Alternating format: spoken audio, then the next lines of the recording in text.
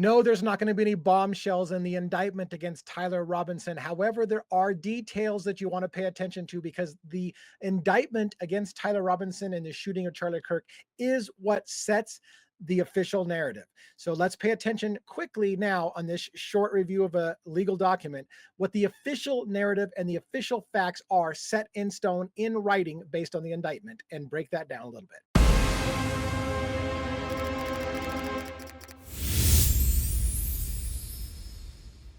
Now, normally I like to have my documents signed, stamped, and sealed, notarized by the court before I comment on it. However, I have every reason to believe this is the actual indictment. It's appeared many, many places. It's legally formatted correctly. It's on screen for you to look at. And I'm going to read from the indictment. And again, there aren't any bombshells coming out of this, but what I want to do for those of you who are familiar with the devil's advocates and what we do here in this channel is I want to establish what is the formal official story, because again, what we'll find in the media is that you're going to hear a lot of things that aren't officially what was in the actual official story. This is the official narrative written in stone. This is the indictment against Tyler Robinson. What did he do? What did they find? What were the order of events? And it's in stone now. So whatever you hear on TV in the narrative that gets spun on the media may change from time to time, but this is what was actually in the court document. So I want to focus on that today. And again, no bombshells. So if you don't want to listen to this, that's fine. But I'm going to show you where I think you're going to have some problems and some questions that come out from reading the official indictment. Now, I realize already I'm being told about all the numbers of people who are being fired for talking about Charlie Kirk. I've heard YouTubers who I also go on with on YouTube who have had their streams shut off midstream by talking about Charlie Kirk. It sounds like there's a danger of even talking about Charlie Kirk. So let's see if I can have my account not suspended, if I can be not kicked off the platform for talking about Charlie Kirk. Because again, all I'm going to do today is I'm going to read from you the indictment against Tyler Robinson, the shooter of Charlie Kirk, and I'm reading the actual indictment. So yes, I will have some opinions in here. That's the part that's going to get you in trouble with somebody if they're really being ultra sensitive. But my God, can we not be adults in this country and just have a conversation? Let's see if we can pull it off. Let's see if I can be an adult or if I have to be spanked like a toddler for talking about Charlie Kirk. All right, here's the indictment. It's the state of Utah plaintiff versus Tyler James Robinson. OTN number. So it has no case number on here. OTN is the offense tracking number. So it's a tracking number for people who commit offenses, but it doesn't have a case number assigned. So I don't know. Again, I would have liked to have seen at the end of this document as I scroll down, it is signed, but it doesn't have a notary stamp. It doesn't have any court documents, filing dates, and all that shit in it that I'd like to see. So is it 100% the indictment? I don't know. I'm going to trust that it is. I'm going to look off screen here where I have a little bit bigger than what's on the screen or over here. So let's get into this. The state of Utah by and through Utah County Attorney's Office charges the defendant with the commission of the following offenses. Count 1, aggravated murder, a capital felony in violation of Utah law, and it's got that on September 10th. In Utah County, the defendant, Tyler James Robinson, intentionally, did I say Taylor before? Tyler Robinson, intentionally or knowingly caused the death of Charlie Kirk under the following circumstances. The defendant knowingly created a great risk of death to another individual other than Charlie Kirk and the defendant. So that's what the aggravating factor comes in part, was that other people could have been hit. Therefore, it's got an aggravating circumstances. It was a reckless disregard for other people who could have been hit. Conviction of this offense may carry the death penalty. We know that they're already seeking the death penalty against Tyler, so that is a thing. Also aggravating part is the victim targeting enhancement that's been added to that first degree murder charge. And again, while some of this isn't going to be, there's no bombshells here. What we're doing is we're establishing facts. So you can reference this video later on what the facts were. So when I say the official story was this, now it's become this. This is the official story as it is in the indictment. Victim targeting enhancement.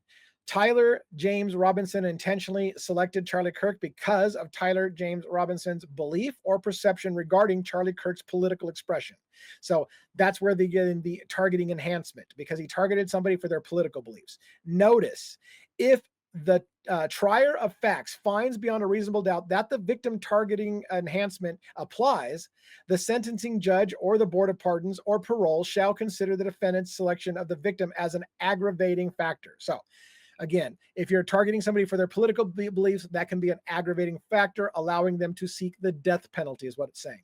And then we got another one: violent offense committed in the presence of a child, aggravating factor. Charlie Kirk's, I think, daughter was there in the audience, saw it, and so they cite the fact that a child under the age of 14, I think it spilled out a little bit later on the age part, saw it, and therefore that is an aggravating factor. The murder was committed right in front of a child, and that is an aggravating factor, allowing again the death penalty to come into play. The sentencing judge or the board of pardons, parole, should consider the aggravating factor in their deliberations that the defendant committed the violent criminal offense in the presence of a child. Count 2, felony discharge of a firearm that caused serious bodily injury. I, by the way, have a problem when you have multiple counts 1, 2, and 3, that all are you used a firearm. Isn't one charge enough? But that's the way our court systems work. So second degree, that's because if they fail on the first degree, they can at least get them on second degree. Same exact thing. You used a firearm, used a firearm, used a firearm. And I got 3 different ways to get you. And if I don't get one, I'll get you on the second, or I'll get you on the third. We're going to get you for the firearm one way or another. That's why we have multiple charges on the same essentially thing. Count 2, felony discharge of a firearm causing serious bodily harm. It's a first degree felony in violation of the Utah Code. Tyler James Robinson discharged a firearm in the direction of Charlie Kirk, knowing or having reason to believe that Charlie Kirk may be endangered by the discharge of the firearm, and this act caused serious bodily harm, injuring Charlie Kirk. Victim targeting enhancement, again, we won't go over that. The violent offense committed in the presence of a child, aggravating factor, we won't. Again, this is just count 2. Count 1, we already covered it again. Now we got a second count. It's the same exact thing, same exact writers essentially. Count 3, obstruction of justice. This gets a little bit different and a little bit nuanced. This is where Tyler was allegedly trying to get his or her partner to cover up their tracks and not talk about their conversation. On September 10th, 2025, in Utah County, the defendant, Tyler James Robinson, with intent to hinder, delay, or prevent the investigation, apprehension, prosecution, conviction, or punishment of any person regarding conduct that constitutes a criminal offense, concealed or removed the firearm used to shoot Charlie Kirk, and the conduct that constitutes an offense would be a capital felony. So he tried to hide the gun. That's part of the obstruction of justice. He tried to hide the gun. Then obstruction of justice, second degree felony. And we're going to go into this is count 5, tampering with a witness. This is the part that I was telling you up ahead. The other one was hiding the gun. Tampering with the witness is trying to get their partner to cover up the crime. The defendant, Tyler James Robinson, believed that an official proceeding or investigation was pending or about to be instituted, or intended to prevent an official proceeding or investigation, and attempted to induce or otherwise cause his roommate to withhold their testimony, information, document, or an item, to wit, directing his roommate to delete incriminating text messages. So an attempt to cover up the crime is an extra crime. Tampering with a witness, count 6. Tyler Robinson believed that an official proceeding or investigation was pending or about to be instituted, or intended to prevent an official proceeding or investigation, and attempted to induce or otherwise cause his roommate to withhold testimony or information, to wit, directing the roommate to stay silent if police question the roommate. 5 and 6 sound like exactly the same thing. Our country is all about overcharge. Give them about 10 different ways of saying you're charged with the same thing. That way, if you lose one, maybe you got another one still on the table. I'm oversimplifying it. But again, a lot of these charges sound the same because they basically are the same. Count 7, violent offense committed in the presence of a child. That again is just like the ones up above.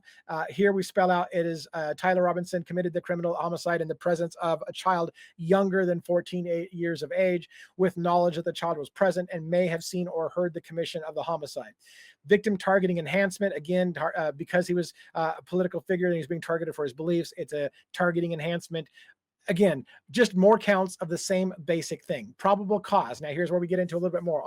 This is the actual probable cause for the arrest and all those things.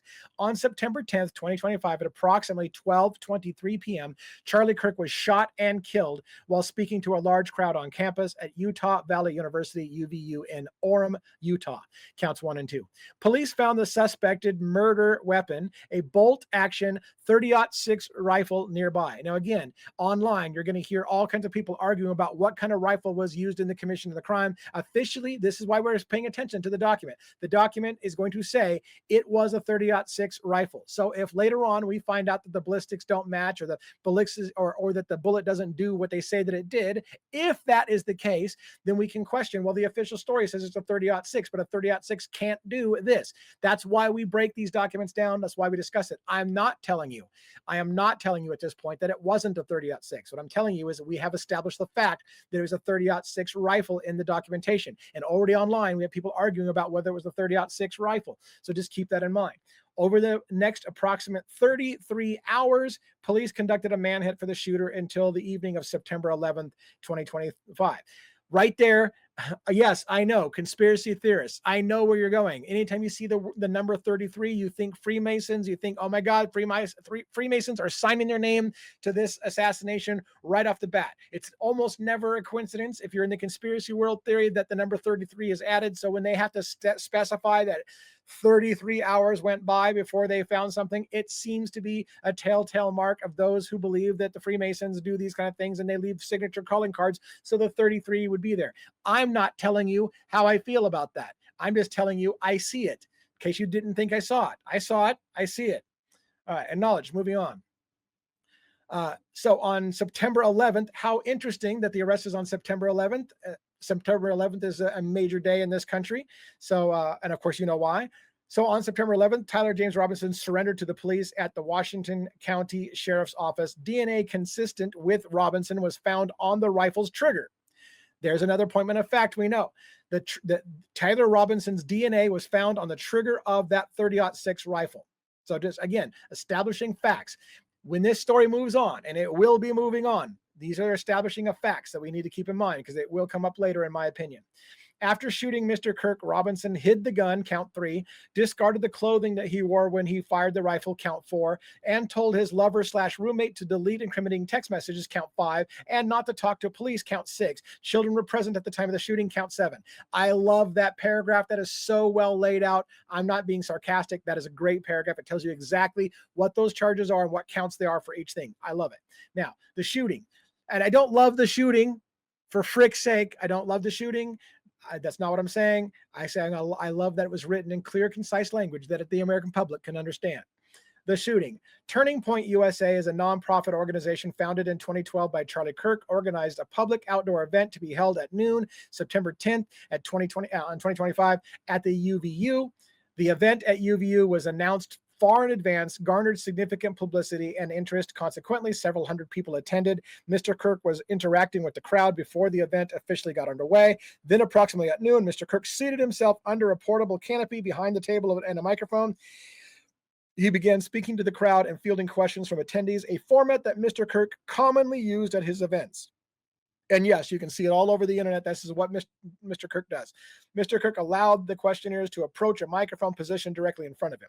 Mr. Kirk's team members were close to him on his right and his left, as well as some behind his canopy and others at various locations near him. I want to stop for a moment right there and address the elephant in the room. I made a very, very early video in this case on my members only area that showed the graphic shot and 2 individuals standing behind him that were making weird motions. A man in a white cap that tipped his hat like this, pulled on his ear a little bit, was holding his phone in a weird observational way that I pointed out that I thought that was weird. Another guy behind him in black who did something like this with his hand and did something like this with his hand, and then the crack of the shot came out and he died. And I said, those signals seem awfully odd based on the timing. I had an individual approach me, or 2, that said, oh my God, that's his own security team. I've gone back and I've watched many, many hours of Charlie Kirk on stage. Those same guys, or at least the guy in black, I can definitively say, is always behind him. It's the same guy all the time. It is his security team, and I'm certain of that. Now, where I'm going with all that, for those conspiracy theorists who say that that was a shot being called in by the people near him, it is not impossible for us to consider that possibility. People do get assassinated having their own security team turn against him. So I just want to put it out there. I am not saying the guys behind him did call the shot in. I'm telling you what I saw. It looks like someone calling the shot in just before the shot rang out, and they were not in the line of fire. So it is an odd positioning, but that individual or those individuals are seen next to Charlie Kirk all the time. They are apparently his security detail. And according to the official documents, that's what they're telling you as well. That is his security detail that you see behind him. They're his guys working for him. So in the conspiracy theory world, did his guys turn on him, or were they just doing business as usual, where they were giving signals, for example, to other members of their team in the crowd that were like, hey, check out the guy on the left, and giving a hand signal to check out the guy on his left or whatever, and then something happened and they had no part of the story. Again, I want to make it clear, because I think some people were of the opinion that I'm definitively saying that the guys behind him were feds, military, who called in the assassination of Charlie Kirk. And I think I did give that kind of impression when I was giving that looks like a called shot. The timing looks weird. So I will one more time make a clarification why I'm stopping on this. It does look that way in the video. The hand signals, the motions do look suspicious. Having said that, this document points out that his own security team. I've seen at least one of those individuals repeatedly in videos that seem to be, indeed, it's his own security team. So we'll just table that discussion for a later time on what was going on there. All right. So then we go on to the large crowd surrounded Mr. Kirk on three sides. Temporary metal fencing separated attendees from Mr. Kirk by only a matter of a few feet, directly above and behind Mr. Kirk was the UVU Hall of Flags, an indoor walkway spanning several hundred feet with floor-to-ceiling glass windows which overlooked the plaza where Mr. Kirk was seated. People were in the walkway at the time of the shooting. Why is this important? This paragraph is important to me. There are many videos online that are indicating from people who claim to be, and I'm just repeating what I'm seeing online, many people who claim to be snipers, sharpshooters, whatever, that say that shot looks like it came from behind and to the side of him, not straight on, as the shooter in this indictment is being accused of, a straight on shot. Many people are pointing out that shot seems to have come from behind and to the side of Charlie Kirk. Notice that this indictment points out that behind and to the side of Charlie Kirk is a walkway where people were at. So it's almost a weird thing that they would even point that out. There was a vantage point. There was a shooting location behind and to the side of Charlie Kirk. And they pointed out in the indictment. I find that a little weird. But again, the indictment's all about Tyler Robinson from clear across the way on a straight on shot, basically. So I just find it weird. That's it. I find it weird. Approximately 15 minutes into the event, Mr. Kirk was answering a question about mass shootings by transgender individuals when a gunshot rang out. The bullet struck Mr. Kirk in the neck. He slumped to the ground almost immediately. The bullet trajectory passed closely by several other individuals beside Mr. Kirk, including the questioner who was standing directly in front of Mr. Kirk. Children were visible near Kirk and the stage where he was shot. This is important for many, many factors. One, they're establishing for a fact that the shot came from the front because it passed the speaker speaking in front of him. They said the bullet passed the speaker in front of him. So they are clearly, definitively saying the shot came from the front where Tyler was at. And again, you think I'm beating a dead horse here. This is statements of fact. We got pointed out. Many people are saying the shot came from behind and to the left of him, or the right to the right of him, from behind and to the right of him. But this document is saying, no, it came straight on and the bullet passed by a person who was right in front of him. They're also using that paragraph to explain other people were in the path of trajectory of the bullet and could have been hit, therefore aggravating a factor of innocent lives. Well, everyone is an innocent life in this case, including Charlie Kirk, but someone not intended to be shot could have been shot, therefore aggravating factor. Somebody other than the person he intended to shoot could have been hit. Mr. Kirk was rushed to a nearby hospital where he was declared deceased. Again, that paragraph is important, or sentence is a paragraph. It doesn't mean necessarily, in my opinion, Charlie Kirk died at the hospital. Pay attention. It was at the hospital where he was declared deceased. Was he still alive when he got hit or not? That's part of the question. Some people say yes. Some people say no. He was already gone well before he got to the hospital. All we know is statement as fact is he was declared deceased at the hospital. Also, I believe many videos have shown Charlie Kirk being put into a black SUV, not into an ambulance. So was he taken to the hospital by his own security team? These are questions that are leading to conspiracies, right? Why was there not an ambulance right by Charlie Kirk? Why didn't Charlie Kirk get seen by an EMT? Why wasn't he given a ride to the hospital by the hospital team, the EMTs. Why was he put into a black SUV and sped off? And what happened on the way to the hospital? That part is part of those land of I'm not going to speculate on right now. We're just gonna mention the points. Charlie Kirk went to the hospital, not, I believe, not, although it's not official here, not, I believe, in an ambulance, but in a black SUV, and he was declared deceased at the hospital. UVU surveillance investigation. At the moment of the shot, a UVU police officer, the UVU officer from here on out, that's how he'll be called, just simply UVU officer, was watching the crowd from an elevated vantage point. So from the moment of the shot, there was a guy watching, a UVU police officer watching from an elevated point. As soon as he heard the shot, he began to scan the area for threats. Believing the shot came from a rifle because of its sound, he looked for potential sniper positions. He noted a roof area approximately 160 yards away from Mr. Kirk as a potential shooting position and rushed there to look for evidence. Okay, stop, full stop. So again, what we know is somebody was looking for a sniper right away.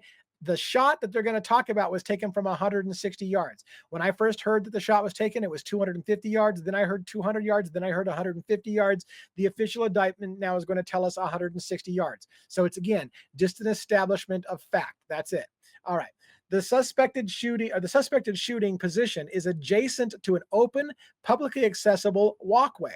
To access the suspected location, a person must climb over a railing, then drop to the roof only slightly below.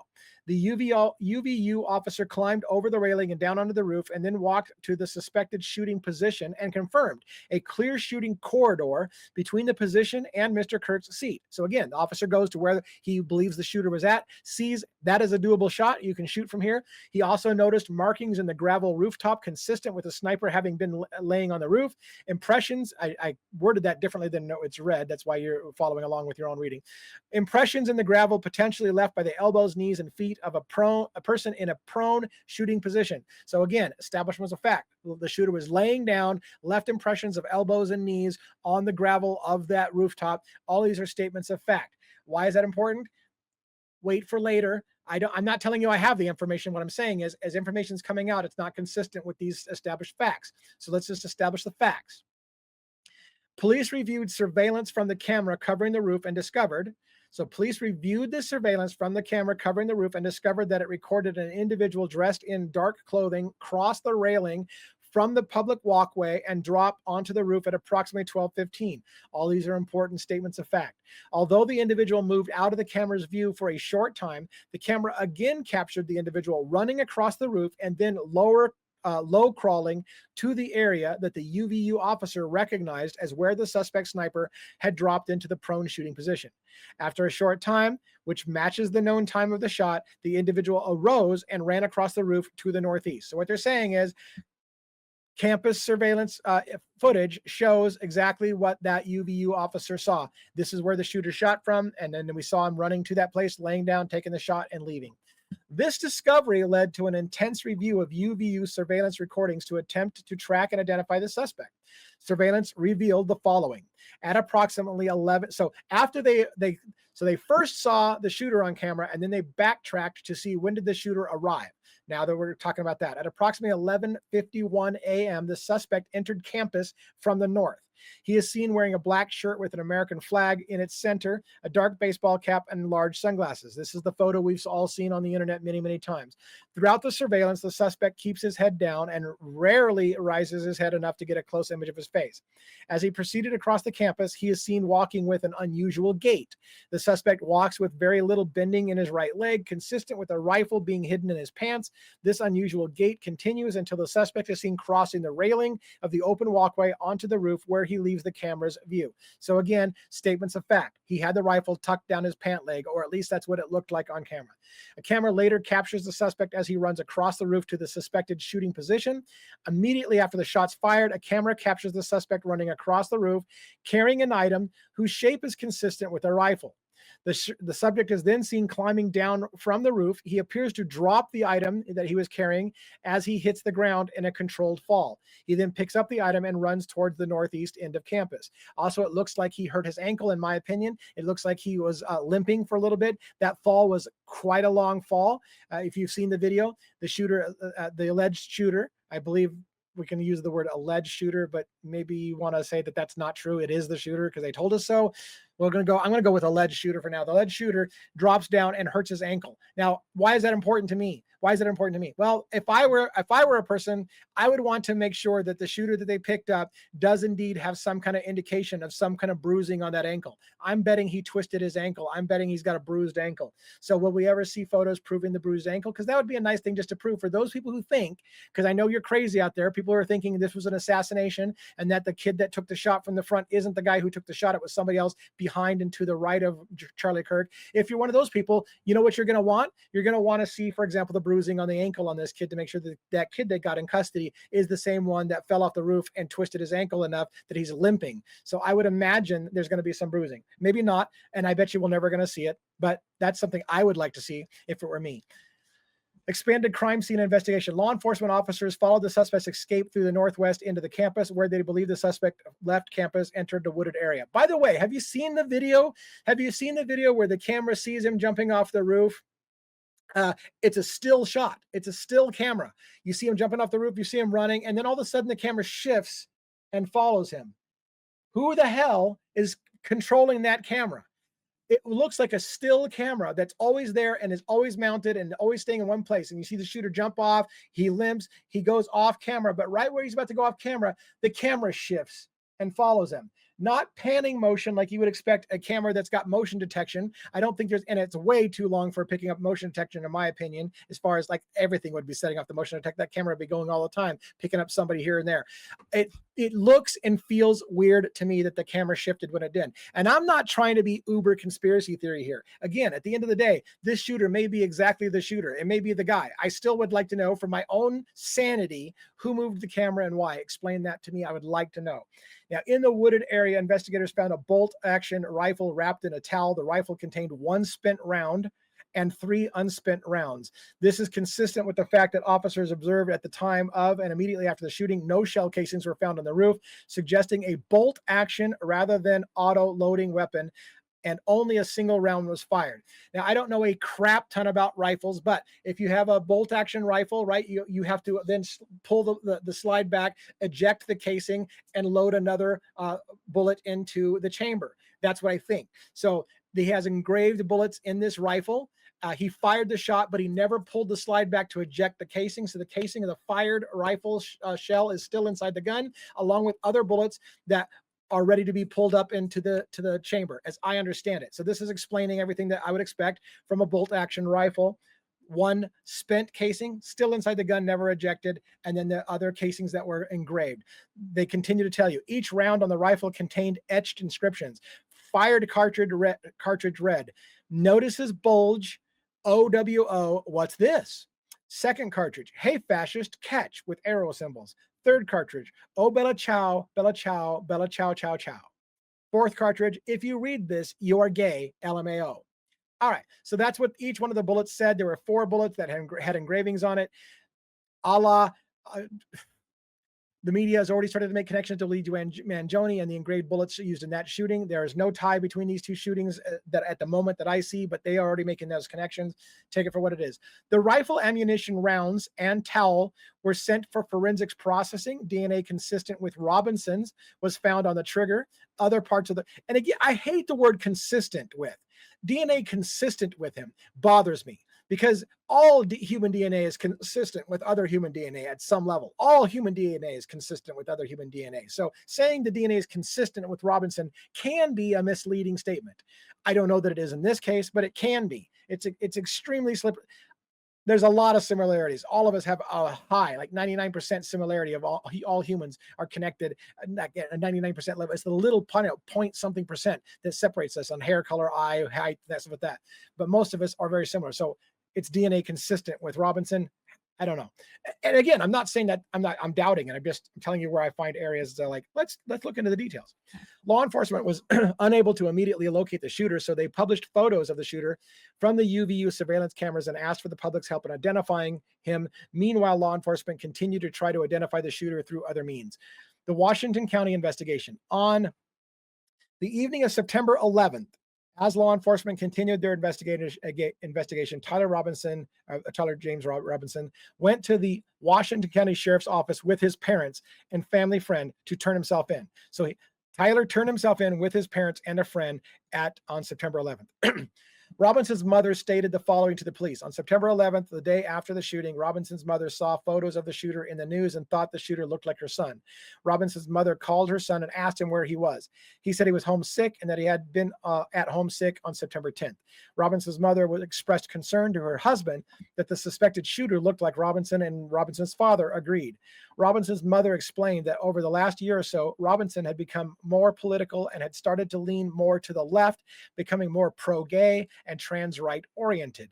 She stated that Robinson began to date his roommate, a biological male who is transitioning genders. This resulted in several discussions with family members, but especially between Robinson and his father, who have very different political views. In one conversation before the shooting, Robinson mentioned that Charlie Kirk would be holding an event at UVU, which Robinson said was a stupid venue for the event. Robinson accused Kirk of spreading hate. Already the narrative started out early on. This is a liberal that shot a conservative. The liberals are waging war on America, on American conservatism. Then later on, someone said that, oh no, Robinson was a card-carrying MAGA member and he was a big person into MAGA and he actually shot Kirk because Charlie Kirk wasn't conservative enough. Then it came out that he had a transgender boyfriend, girlfriend, whatever. And then all these things. And I'm like, none of this makes sense. The narrative keeps changing day to day. Take it for what it's worth. We'll have that discussion as we go further down the road. Robinson's father reported that when his wife showed him the surveillance images of the suspected shooter in the news, he agreed that it looked like their son. He also believed that the rifle that the police suspected the shooter used matched a rifle that was given to his son as a gift. As a result, Robinson's father contacted his son and asked him to send a photo of the rifle. This is before he turned himself in. Robinson did not respond. However, Robinson's father spoke on the phone with Robinson. Robinson implied that he planned to take his own life. Robinson's parents were able to convince him to meet them at home. So he's like, hey, look, I know you have a rifle. Where's that rifle? Show me the rifle right now because I want to prove that you didn't have that rifle at the shooting place, that you've got it still with you. And he couldn't produce it. And then he talked about killing himself. As they discussed the situation, Robinson implied that he was the shooter, stated that he couldn't go to jail and just wanted to end it. When asked why he did it, Robinson explained there is too much evil in the guy, Charlie Kirk, and he spreads too much hate. They talked about Robinson turning himself in and convinced Robinson to speak with the family friend, who is a retired deputy sheriff.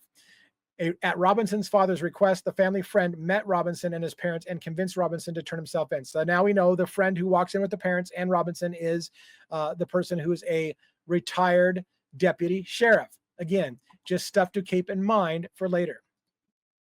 The family friend spoke to police and reported telling Robinson that it would be best if he brought all the evidence with him to the sheriff's office to avoid police having to search his parents' home. They're going to do that anyways, so I'm not sure what they're thinking they're accomplishing there.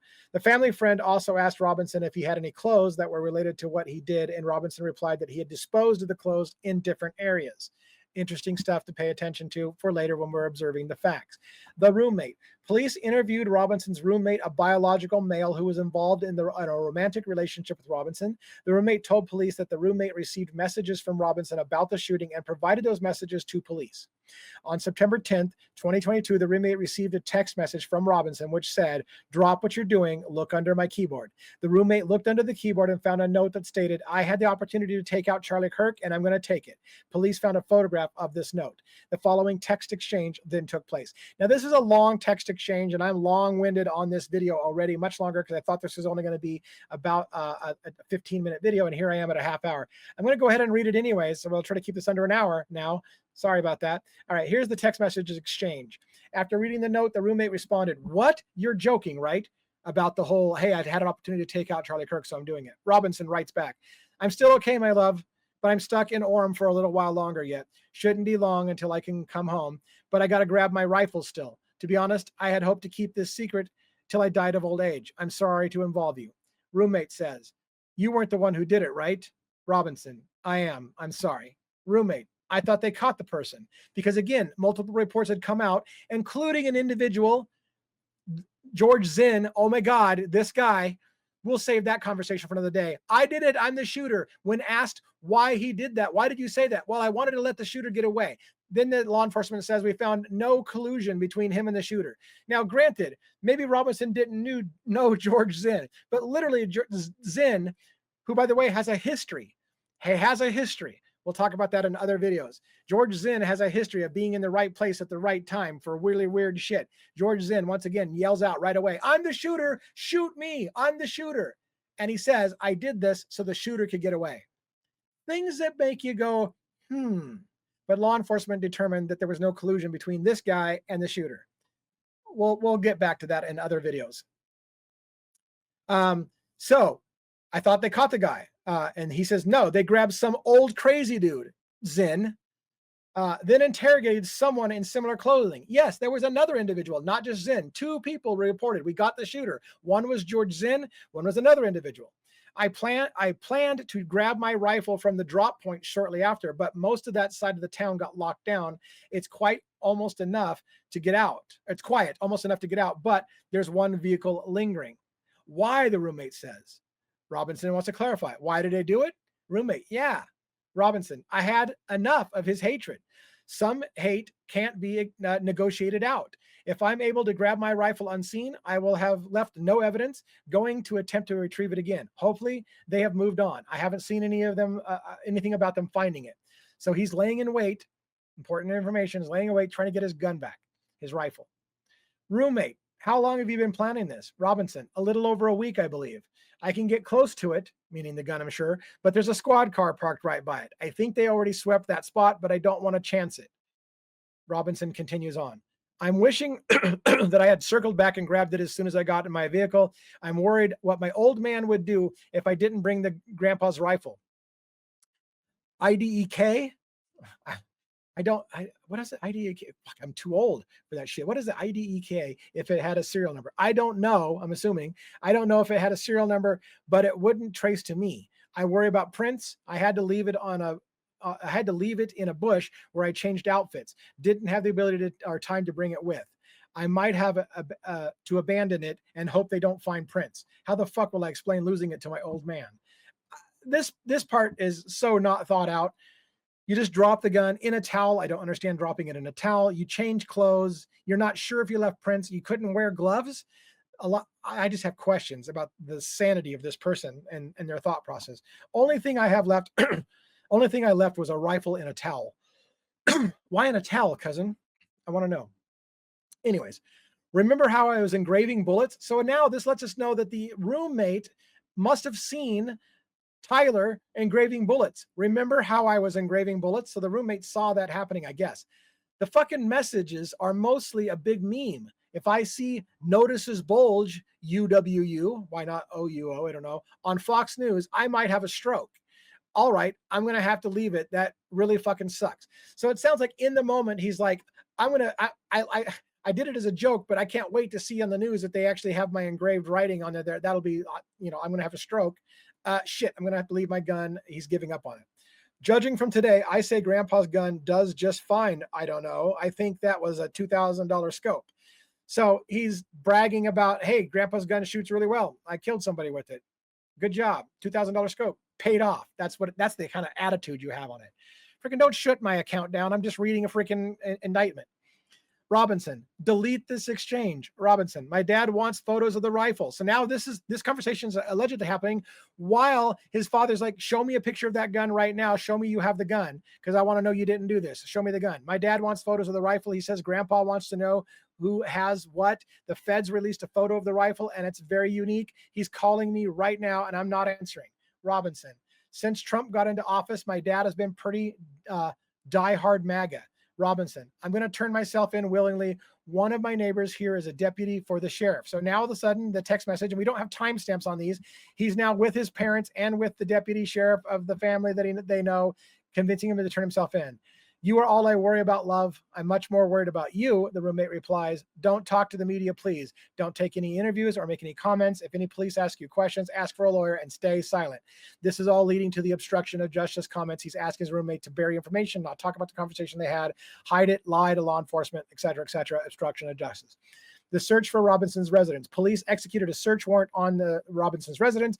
During that search, police discovered shell casings with etchings like the etchings found on the shells in the rear of the rifle near UVU. Police also found several targets with bullet holes in the home.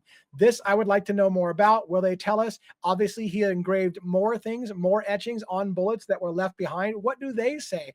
I'm sure they'll tell you. What does it matter? Well, it matters to people who want to know the details and try to figure out what happened in this thing. And then we'll just end right here based on the evidence received. Basically, I have reason to believe that the defendant committed this offense and charged herein. And there it is. There it is. That's the indictment. So it took me 39 minutes to get through it. Again, I told you from the beginning several times, no bombshells here, but I am pointing out areas that I'm going to be paying attention to. And by the way, I've already started to dig into this case quite a bit. I have a lot to say on this case. So this video is a foundational video so that you know what was in the indictment and you can see it with your own ears and you can see what I'm paying attention to so that when I do my later videos that are going to be pretty deep, you'll know what I was looking at and why. Have a good day.